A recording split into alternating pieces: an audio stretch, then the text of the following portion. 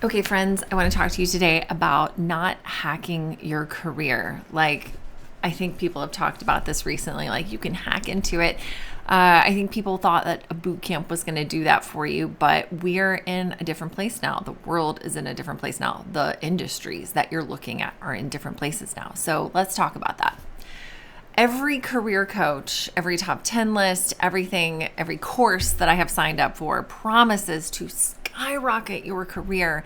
But I'm curious if that's actually possible if you have not yet decided what part of your career to focus on. So, an early career designer that I talked with recently, they showed me their portfolio. They proudly rolled their mouse over the fancy badges that they had accumulated through various learning processes. There were so many badges representing so many different skill sets that were employed across all parts of the digital product development and design process that I'm not entirely certain what they're about at all. And I know that's what hiring managers think too. Jack of all trades, master of none. I get it. The phrase says sometimes better than master of one, but at some point, people need you to be good at something because otherwise they have a hard time hiring you. They don't need a Swiss Army knife. They need you to be really good at something that you bring to the table. This designer was so proud of their collection of badges. I didn't have it in my heart to be like, but they admitted that they're not exactly sure how to apply any of it to a real world project. Yeah, that is what happens when you overconsume learning without actually learning how to apply it. They've never used any of the skills that they supposedly learned in these courses. And I say supposedly not to be a dismissive dick, but because they kind of gloated about how quickly they had completed each course. And let's be real, when you quickly complete courses, it's kind of the same as like having AI summarize something for you. You're not really learning it. You are allowing some other mechanism to tell you what you need to know about it. Fast does not equal good. Speed and accuracy are very different parts of the equation. So you might have a shiny wall full of badges of accomplishment, and yet you're still not any closer to getting a job that you want.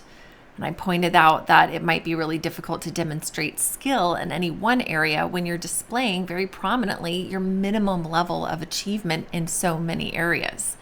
So I probably don't need to tell you, but this designer did not really like that feedback, and they didn't contact me again afterward.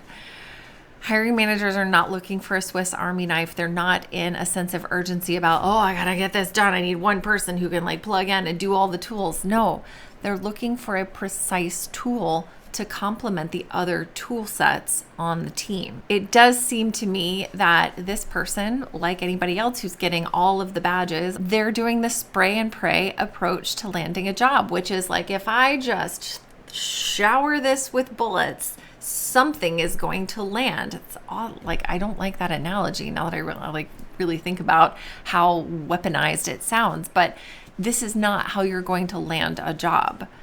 You're putting in a lot more effort than is actually necessary. And in case you need a reminder, here it is. Before you dive into skill boosting techniques, choose the right skill.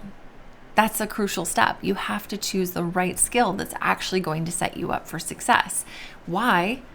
It's because mastering the wrong one can be a year-long detour. Trusting your gut can be dangerous, especially if you don't know how the industry is currently unfolding or potentially will unfold. So it's not like life-threatening levels of danger, but it can lead to a bunch of wasted time and effort on your part. So we often gravitate towards very trendy hacks or life hacky projects that feel good, but they don't necessarily pack the punch of genuinely impactful skills. So most of us, without some guidance, we struggle to apply what we learn to the work at hand. So how do you avoid a career dead end like this? And the secret weapon is talk to experts. Talk to successful individuals in your field. They have walked the path and they understand what truly matters. So I know right now we're feeling a little inundated with things. So again, this is not an invitation to spray and pray. Who is one person that might help you understand what is necessary to get to your next level? Be strategic, Make a list and whittle it down, and then really try and find a person who can reach out, and a lot of them are surprisingly approachable. So this week, I would love to encourage you, identify just one person who embodies your vision of success 1 year from now. Not 20 years, not 5 years, not 10 years, 1 year from now, who's in that position. Set up an interview to learn about the critical skills that they bring to their work in the last year, and prepare for the interview by reflecting on your career goals. Then reflect on the skills that they said they needed and determine if your expectations in your current learning actually align with what you now understand. And then share about what you've learned, because that's a great way to establish your thought leadership in a world where apparently only thought leadership matters. Tell us what it was. Tell us if it surprised you, and then what you're going to do next. Focusing on building the right skills creates a foundation for your rapid career growth. So choose wisely, and the right skill, diligently practiced, is the key to unlocking your true potential.